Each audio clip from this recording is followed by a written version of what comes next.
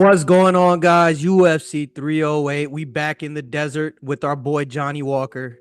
Ilya Topuria taking on Max Holloway. Crazy high stakes matchup in the featherweight division, man. This one's for bragging rights. This one's for supremacy in the division. Ilya talking crazy. Max Holloway coming off multiple crazy stoppage performances. Everyone was talking about how he's pillow hands. He finished Korean Zombie, knocked him out. He knocked out Justin Gagey in the last second. Buzzer beater knockout. Looking like Steph Curry from 3. And this is our predictions. On to the first fight. We have Aslan taking on Raphael. I don't really know much about Raphael. He doesn't have a picture on the UFC website. You know what I mean? If you ain't got a picture, man, I ain't gonna respect nothing. You know what I'm saying? I'm gonna go with Aslan in this matchup. I really don't know too much about Raphael, but I do know Aslan. He was on the Contender Series. He's a promising young fighter in the light heavyweight division. He has solid striking. He's from Turkey. His grappling, brother, we don't know much about the grappling, but he can strike. I'm gonna go with Aslan. Give me your thoughts.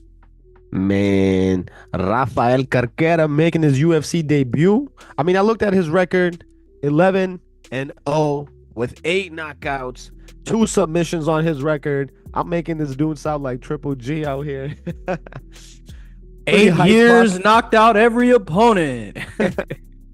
But going back into the fight, this guy's a pretty hyped prospect, even though he's 33 years old.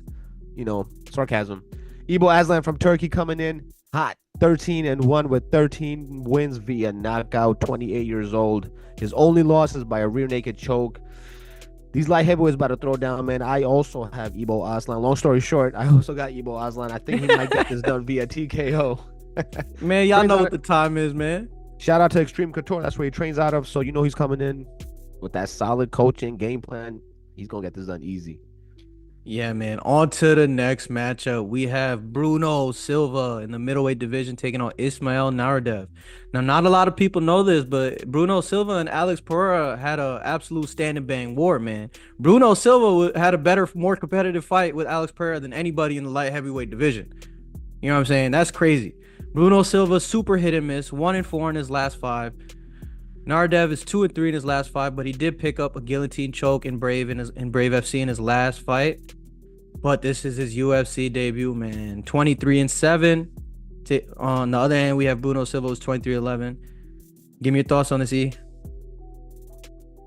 Ismael Nordiev representing Austria. This dude fought in the UFC back in 2020, actually. He got cut after losing to Sean Brady. Dude went 2-2, and all fights going to decision. So my guy's a little bit of a decision merchant out here. And honestly, just depends which Bruno Silva shows up that night. If it's the same Silva that fought Pereira, then we're going to get a banger. But if it's not, then I predict Ismael Nordiev to get this one done. Surprisingly, Bruno Silva does have knockout power that cannot go unsaid. But I'm still going with Ismael Nordiev to win this via submission. I'm going to have to go with a slight favor on this. Yeah, man. Looking at Bruno Silva's last 5, he lost by decision to Weidman, and Weidman was straight up poking the man's eyes out. You know what I mean? He was like Cyclops from X-Men. You know what I'm saying? Just straight looking like John Jones. John Jones is straight up John Jones style. You know what I mean? And then the fight before that, he fought Shara Bullet. It was a unanimous decision. Bruno Silva, Shara Bullet outstruck him. You know what I mean? It was a kickboxing fight mostly, and we know Shara Bullet. That's what he does. You know what I mean? Dagestani striker. And then the fight after that, he lost by submission to Brendan Allen. Brendan Allen got the rear naked. Those are 3 absolute killers in the middleweight division. And then in between that, he got a knockout victory over Brad Tavares. And then before that, he lost to GM3. Gerald Mearshart got that guillotine choke over Bruno Silva, which is crazy. GM3 just been in this game so long, picking up all these crazy wins when you don't expect him to. But the point I'm trying to make is Bruno Silva, man, he's fighting tough competition. He's a good fighter, man. I'm going to go with Bruno Silva. I think he gets this done. I don't really trust Ismael Nurdiev's record. When I see these guys coming in from Brave FC and all these places with the 23-7s and the 24-3 records, man, they usually get fraud checked. I'm going out on a limb. I think Bruno Silva got one more win in him. Going Bruno Silva. On to the next matchup. We have my YouTube co-host E taking on Carlos Leal. But on a serious note, yes, sir. We have Renat Fakhradinov taking on Carlos Leal. Renat is an absolute beast, man. He absolutely ethered Kevin Lee. He destroyed Kevin Lee, got him cut from the UFC. He's on a big win streak. He did have a draw against Zaleski dos Santos, but a lot of people sleep on Zaleski. Go ahead. Isn't he supposed to fight Nursultan Roziboev? Nah, Ruzabov pulled out. Interesting. Yeah, man. Either way, I still got Renat winning this one. I think dude is a monster with the grappling. He's a little bit older now, so I feel like he might have lost. I'm worried that he might have lost a step because a lot of his last few fights were a little bit, they didn't really meet expectations, so to say. So I still think he's a beast. He does have the wrestling advantage. And he does have a win over Brian Battle, who, we're big on in this channel. So yeah, man. Brian Battle's beast. Yeah. So I'm gonna have to go with Renat getting this one unanimous decision. Yeah, man. Don't you ever cut me off like that. You hear? No, I'm playing. But moving on to the next matchup, we have your boy Farid Basharat from Afghanistan taking on Brazil's Victor Hugo. Basharat coming in as the -500 favorite, 12-0, undefeated in the bantamweight division. Victor Hugo coming in with that 25-4 record. He's on a win streak. Exciting fight in the bantamweight division. Give me your initial thoughts. Who you going on this matchup? Yeah, man. A lot of people got it confused, man. They thought Javid Basharat, older brother to Farid Basharat, was that dude. But truth be told, it's Farid Basharat. That's the main guy. He's the main brother. He's the best one. He's the younger one. I'm gonna have to go with him. He's a big favorite for a reason. But on the other side, Victor Hugo is no slouch. Dude's coming off a win in his UFC debut and in the Dana White Contender Series. Has 10 submissions on his record. Has a lot of fights under his belt. But I'm not gonna go against the young prospect, man. The better Basharat brother Farid gets this one done via submission. I don't think Victor Hugo will be afraid to engage with him on the ground, and that's where I think Basharat does his best work. So I think he's gonna finish him, man. Yeah, man, I'm definitely gonna have to agree. I'm going with Basharat, the 27-year-old. He's training in Las Vegas now. He's with Extreme Couture. Eric Nixick and those guys, they're training a bunch of killers. It's a hot gym right now. Usually when the gym is hot, all the fighters that they get there, man, usually turn to gold. I'm going with Basharat. I think he's gonna be a top 15 level fighter. Excited to see what he got. He's a killer, man. Moving on to the next matchup, we have Kennedy and Nzechukwu. I can't say that man's name for the life of me. Kennedy Nzechukwu taking on Chris Barnett. Beast boy, man. Chris Barnett, fat ass, be throwing spinning back kicks and be doing backflips, bro. Doing full splits. He's a generational athlete. He's a crazy athlete. Kennedy, on the other hand, moving up from light heavyweight. He's definitely going to have the speed advantage. He's a big favorite over Beast Boy. Give me your thoughts on this. Who you got? Yeah, this one's easy to predict, man. Chris Barnett got moved to this card. He was supposed to fight on the last card, or maybe 2 cards ago. And he's been pretty inactive for the past 2 years. It's not really a good recipe. And Kennedy and Nzechukwu, and he's moving up to heavyweight, so he don't got to cut that weight no more. He is coming off a split decision L to OSP, which, dude's 40 years old. Is not a good look at all. And then got knocked out by Dustin Jacoby. I want to get that correct this time. Dustin Jacoby. So it might be time for my boy Chris Barnett to retire, man. Hopefully he shows up on Saturday. Hopefully he's able to make the fight. But I'm going to have to go with Kennedy and Nzechukwu. Even though his hype has really died down, I still think he's going to get this one done. Maybe turn his career back around. Yeah, man. Chris Barnett, he throws a lot of crazy strikes, man. But I don't think it's going to work, man. He's standing at 5'9" at the heavyweight division. Kennedy's moving up. He's 6'5". He's definitely going to have the speed advantage because he's moving up from the weight class below. I'm definitely going to go with Kennedy in this matchup. He's going to piece him up. Notice how I'm not saying that boy's last name because I'm going to butcher it. But Kennedy's getting this done. He's going to snap his 2-fight losing streak. The only thing that has me worried is, man, he lost a split decision to OSP in his last fight. You know what I mean? That's crazy work. But I'm going to have to go with Kennedy, man. I don't want to bet a lot of... I wouldn't bet on Chris Barnett is what I'm saying. I'm going Kennedy by decision. Chris Barnett's too hit or miss. He's too out of shape.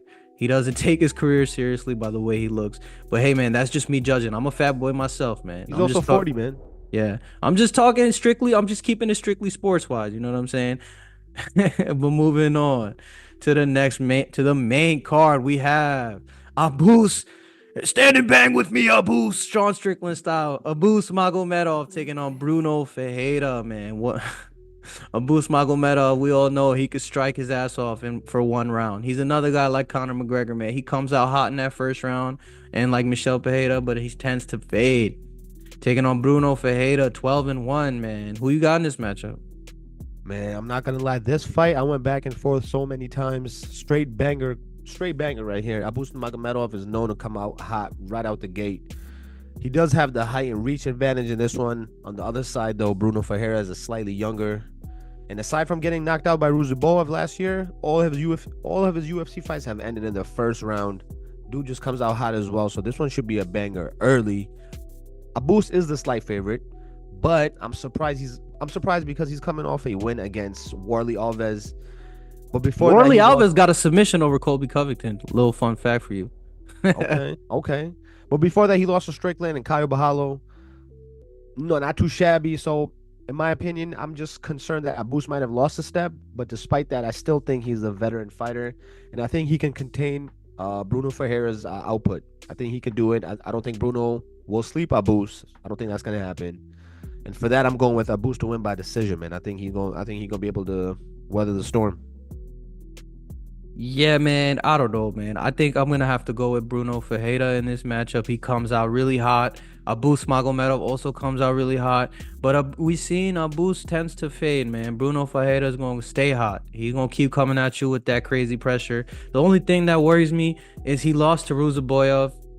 Ruziboev got smoked by Buckley. That does worry me. But before that, in his debut in the UFC, straight off the Contender Series, Bruno Ferreira knocked out RoboCop Rodriguez with a left hook, with a check hook, man. That was super impressive. That's why I'm going with Bruno, man. Gregory Rodriguez is no slouch, and Bruno Ferreira finished him in spectacular fashion. Abus Magomedov also no slouch, but he doesn't have cardio. I'm going Bruno Ferreira. Somebody's getting knocked out. I think Bruno Ferreira is going to get the knockout, in my opinion. On to the next one. We have Said Nurmagomedov taking on Daniel Santos. All these Dagestani boys, man, every time they fight in a Brazilian. Nobody else wants to fight these Russians. But yo, man, give me your thoughts on this. Yeah, Said, no affiliation with the other Nurmagomedovs. Dude has a couple L's on his record, so don't get it confused. Yeah, just because he has a couple L's, so they banished him from the main family. They disowned him. 32 years old, trains out of Extreme Couture. Daniel Santos is the slightly younger fighter out of Shoot Box. Lovely matchup here overall. I'm very excited about this fight. Very even fight. Could go either way. Said is the slight favorite, and for good reason. Dude is a veteran. Has fought better competition overall, in my opinion. I think Daniel Santos is still pretty raw. This is a step up for him. And I'm afraid Said's going to be too much, man. You know how these daggies, man, they don't play. Said, I think he's going to win this by UD. He's not really known to finish fights like that. I think he's going to point fight him and get the dub. Yeah, man. Said Nurmagomedov absolutely dominated Douglas Silva de Andrade. And for a lot of people that don't know about Douglas Silva de Andrade, he's the unranked champ at 135. He used to be, at least. He was the best unranked fighter I've ever seen in any division, man. He was a big tank at 135, and he was fucking up a lot of dudes' chances to getting into the rankings. And Said Nurmagomedov absolutely dominated him. Said throws a lot of flashy strikes, and he does gas out. He's one of the Dagestanis that does have cardio issues, but he doesn't gas out after one. He tends to gas out at the end of the fight.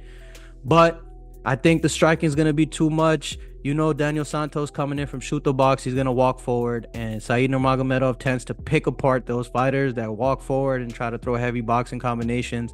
That's easy money for Said. I think he got this fight by decision. I think he picks him apart. As for the jiu-jitsu, I don't think that Daniel Santos is coming in with a high enough level on the ground to do anything with Said. But yeah, man, those are just my thoughts. I'm going with Said Nurmagomedov. On to the next matchup. We have Mirdabek Orai. Actually, Genghis Khan taking on Mateusz Rebecki. Who you got in this matchup, man? Mirdabek Orai is he's the talk of the town amongst the hardcore fan base, man. They love this kid. He's an absolute animal. They're like, oh, he's a Mongol warrior. Give me your thoughts on this. Dude is from Kyrgyzstan, same country as Valentina Shevchenko, so you know they got killers out there straight up. Orai is the big favorite coming into this one. For me, because I'm hyped on him. Orai coming into this fight with wins in his UFC debut and in the Contender Series, has a crazy reach advantage, insane reach advantage, and is the younger and taller fighter. Rebecki on the other side is super durable, man. You can't overlook him. Trains out of American Top Team. He's coming from a right gym, solid gym. He's coming off a TKO loss though to Diego Ferreira early 2024. He's coming back. It might be too early for him, man. I think I'm gonna have to go with the hype train on this one, man. I'm gonna have to go with Orai. I think he wins this via submission, bro. Dude got them long arms, got the crazy reach. Yeah, man, I'm gonna have to agree. I think Orai is coming in with the grappling advantage. Recki also is coming off that knockout loss to Diego Ferreira. Diego Ferreira hit him with that crazy ground and pound, and it was less than 6 months ago. It hasn't even been half a year, and he's already fighting a killer like Orai. Orai is almost nearly minus 300 favorite in this matchup for good reason. The odds are just stacking up all in Oralby's favor. Rebecca's coming back too soon, and even if he had a full camp, this is a tough fight for him, man. It's obvious. I'm going Oralby in this matchup. I think he gets it done by finish as well. I think he'll get the submission. Even the TKO is in play, man, because he's coming back. Rebecca's coming back way too soon off a knockout, man. We know, as we all know, after you get knocked out, man, you got to take at least 6 months. It is what it is, man. You need that. If you need that money, you need that money, right? As they say. On to the next matchup. We got Jeff Neal, Hands of Steel, taking on Raphael dos Anjos, the former lightweight champion. RDA is another BMF type of fighter. He's fought everybody. He fought Habib. He fought Kamaru. He fought Colby. Anybody who's anybody, he's fought him. But Jeff Neal is an absolute killer. He is coming off 2 losses. He lost that split decision to Machado Gary, who took his wife's last name, and he lost to Shavkat Rakhmonov. But give me your thoughts on this matchup. What is there to say about Sir Geoff Neal? Because he spells his name like that, so that's how I say it. Sir Geoff Neal. Everyone loves RDA though, man. A true legend of this sport, a true BMF. That being said, though, both these guys coming into this one with 2 consecutive L's. I don't know what a third one would do for them. Geoff Neal's last 2 L's were literally, like you said, man, Ian Machado Gary and Shavkat Rakhmonov, the boogeyman of that division. RDA, his last 2 losses were to Luke and Gamrot. So those aren't bad losses, but not to the level of Geoff Neal's opponents. I keep saying Geoff. Joffrey Baratheon head ass. I thought he put on a great performance, man, against Shavkat. That's the welterweight boogeyman. So I hate to do it to RDA, but I'm going to have to go with the slightly younger Jeff Neal. I think he's going to drag this one out. This is going to be a crazy banger. I'm predicting fight of the night for sure. Because nobody finishes RDA like that. Nobody does him like Khabib did him. You feel me? So I think Jeff Neal still has a lot left in the tank. I'm going to have to go with him to win this one. Yeah, man, I hear that, but at the same time, Jeff Neal, he doesn't throw a lot of volume, man. He does not throw enough volume sometimes. He lets a lot of fights slip away from him when they go to decision. When he doesn't get the finish, man, he doesn't throw enough volume to get the decision. But I do think in this matchup, RDA is 40 years old. He's been around the block, and then he went around the block again, man. That's how long RDA has been in the game. I think Jeff Neal got this. I do think he'll be able to find a TKO victory. That left straight is absolute money from Jeff Neal. He's literally fits the nickname Hands of Steel. He throws heavy leather at all times. He just needs to throw more of his hands. That's the main issue I have with Jeff Neal. He's an absolute killer. He needs to pick up the volume if he wants to make a run in the 170-pound division. He's an absolute stud. Just pick up the volume, Jeff. Moving on to the next matchup, we got Shara Bullet Magomedov taking on Armen Petrosian. This is a step up in competition for Shara Bullet. Armen Petrosian is no slouch. He's a solid fighter. Shara Bullet, he's shown that he's really good at striking, but he's also shown that he doesn't have that Dagestani wrestling, man. He's been taken down. He hasn't been able to be controlled for the most part. Like, he does able to get up, but his wrestling doesn't stack up to the other Daggies for sure. Shara Bullet taking off Petrosian. Give me your thoughts, man. It's an absolute banger of a fight. Straight up, man. But another striker for Shara Bullet. I feel like as long as this man is stuck out in Saudi and not allowed into the United States, I think they're going to keep building him up, keep hyping him up in Saudi and Abu Dhabi. You know, those fans love him out there. He's a straight up character, shows the versatility of these Daggies, man. They're not just wrestlers. This dude is a pure striker. I don't hold him hard and high in regard amongst the strikers, but truth be told, he hasn't really been tested yet. So there's a lot left to see. In my prediction, I want Shara to get the finish, but I think he grinds out the unanimous decision victory with, some exciting moments during the fight. Those Saudis love him out there. Yeah, man, I'm gonna have to agree. I do think Charbol is gonna piece him up. He's gonna piece him up on the feet. I don't think he gets the finish. Petrosian has shown that he is durable on the feet and he can strike. He can definitely strike, but Charbol has shown that he's an elite striker, man. He has a lot of good combinations. He has a lot of fancy kicks. He has the complete package on the feet. We don't know what that chin looks like. Nobody's really tested it like that. But in terms of striking offense, he looks pretty good, man. I'm gonna have to go Charbullet. I think he's gonna piece up Petrosian. And this is just another layup for Charles Bullet, man. They're giving him the slow roll, man, because they seen that he doesn't have that wrestling like the other Daggy, so they slow rolling him. It's crazy work, man. But moving on to the next matchup, really excited about this in the light heavyweight division. We Speaking of have slow roll, speaking of slow rolling, Yeah, man, straight up slow roll, the slow roll king, Magomed Ankalaev. He's basically never lost a fight since he lost to Paul Craig. Still never got a title shot after he got a draw in a title fight against Blachowicz. Still never got the fight to fight for the title again. Taking on an absolute killer in Alexander Rockit. He is coming off two back-to-back L's. He lost to Jan Blachowicz. He had a leg injury in that matchup, but it was still a TKO loss. And then he lost to Yuri Prohaska. Against Yuri, Alexander Rockit was rocking Yuri left and right, but Yuri was just eating everything. And he landed heavy and landed big and finished Rockit. Rockit is a good fighter, throws heavy leg kicks, and we know Magomed Ankalaev, he doesn't really like the leg kicks. He doesn't really check them too much. Give me your thoughts on this. yeah, man, the return of the light heavyweight boogeyman Magomed Ankalaev. Favorite in this one, and rightfully so. Like you said, man, Alexander Rockets did his thing against Yuri. He looked good early on, but that faded away quick, man. Now he's coming into this fight with two straight TKO losses to Yuri Prochazka and Jan Blachowicz. Magomed's undeniable in this division, man. If he loses it, it'll be the upset of the year, in my opinion. Alex Pereira reigns supreme. He's gonna reign supreme if Magomed Ankalaev loses. That's what's gonna happen. But so the fate of the light heavyweight division is on the line with this one, and the hardcore fans need Magomed Ankalaev to get this one done. He's undeniable. They keep hiding Alex Pereira, man. But if he wins this, there's nothing. You can't run away from him. That's the boogeyman right there. Yeah, Magomed Ankalaev, man, he hasn't lost since the Paul Craig fight, and even in that Paul Craig fight, he was beating him from pillar to post. Paul Craig snatched up a triangle choke within the last 10 seconds, and Magomed tapped. I don't know if he heard the 10-second noise, and that's why he tapped, but whatever, that's in the past. He has not lost since then. He's basically dominated everyone he's fought except for Polish Power. He's an absolute killer in the light heavyweight division. He's shown that he has wrestling. He's shown that he can strike. He's shown that he can knock you out, but he hasn't shown that he can get submissions.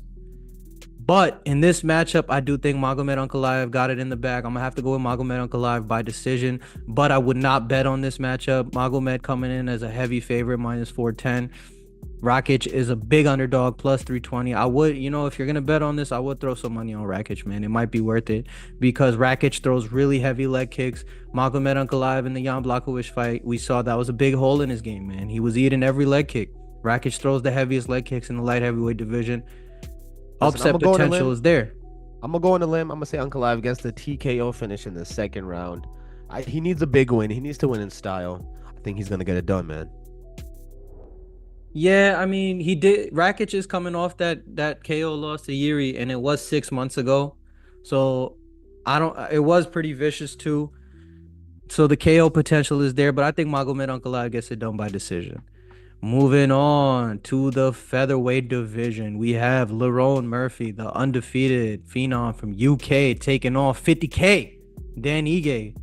You know what I'm saying? Lerone Murphy coming in with a big win streak. Never lost a fight. He has one draw against Zubaira Tukhugov of all people, who tried to sneak Conor McGregor after that Khabib fight.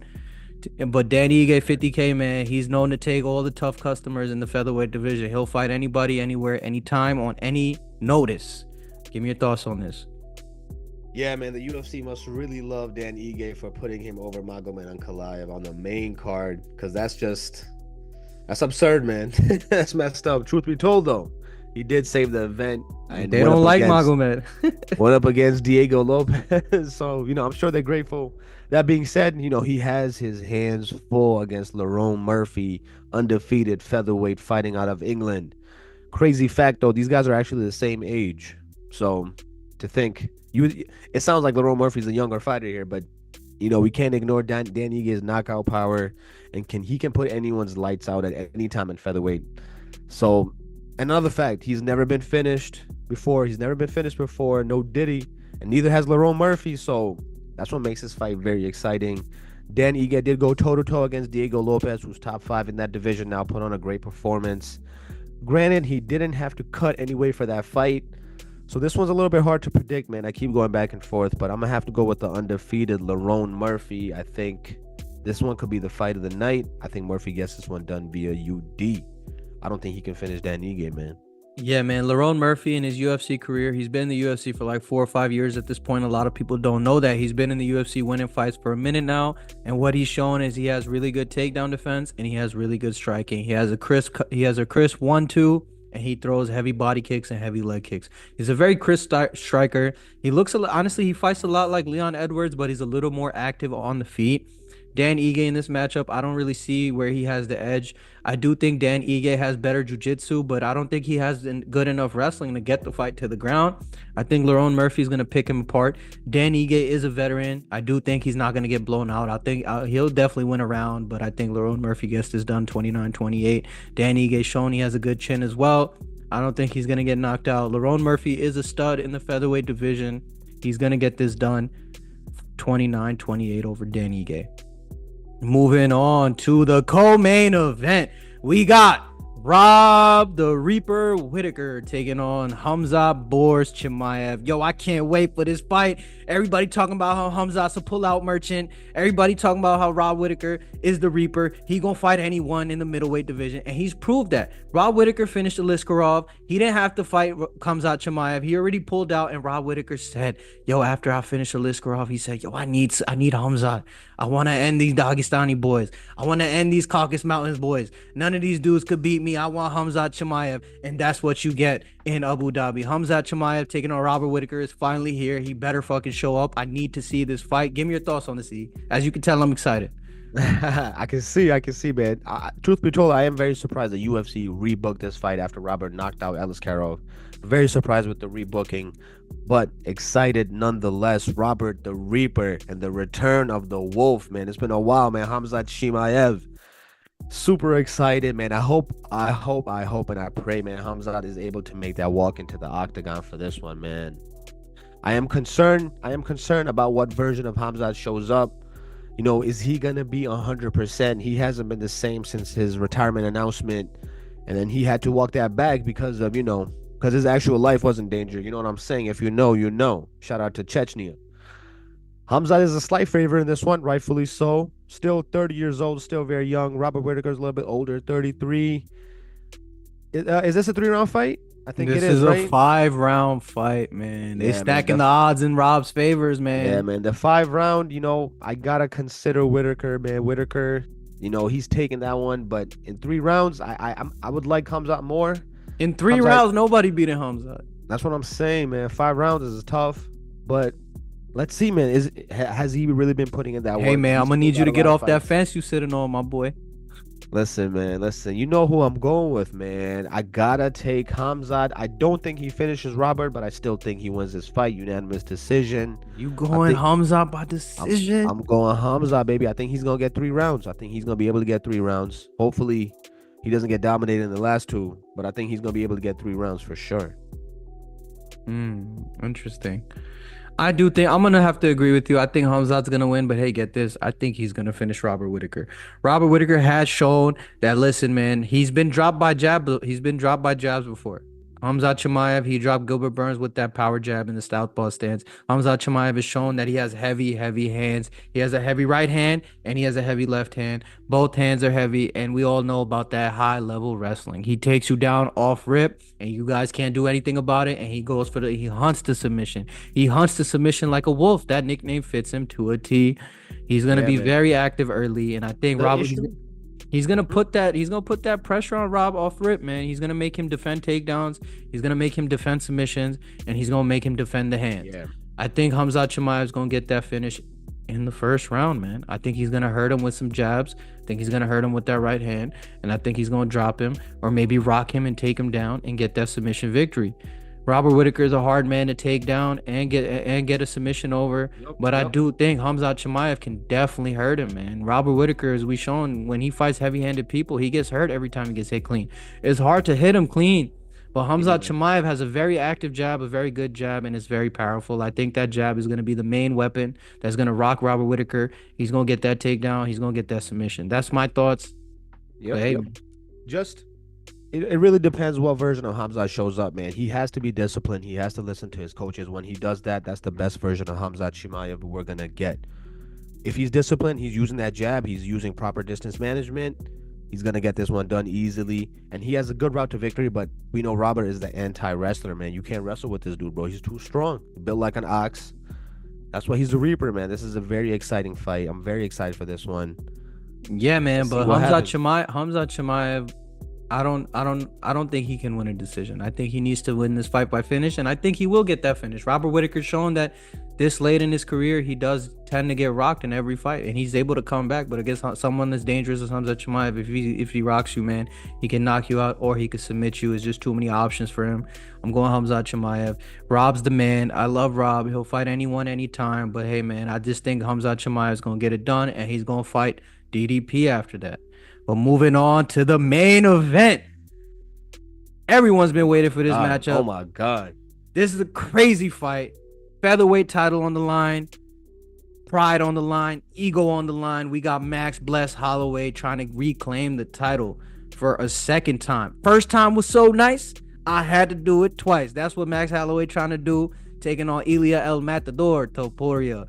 Ilya's an absolute killer, man. He's knocking out dudes and he's submitting dudes. He's coming through with that Georgian grappling roots, and he's coming through with that elite boxing and heavy hands got the elite heavy hands. When you're up against the fence, he'll knock you out in the blink of an eye, man. Ilya Topuria is an absolute killer. Only 27 years of age. Max Holloway, the plus 200 underdog. Ilya, the minus 250 favorite. Give me your thoughts. Absolutely crazy matchup. Can't wait. Man, this one is anyone's fight. Straight up coin toss. But we already did a video on this, man. We're going with Max. We going with Max in this one, man. My thing with Ilya Topuria is I don't see how he beats Max in a technical boxing match. I think Max is just going to turn him into a wrestler.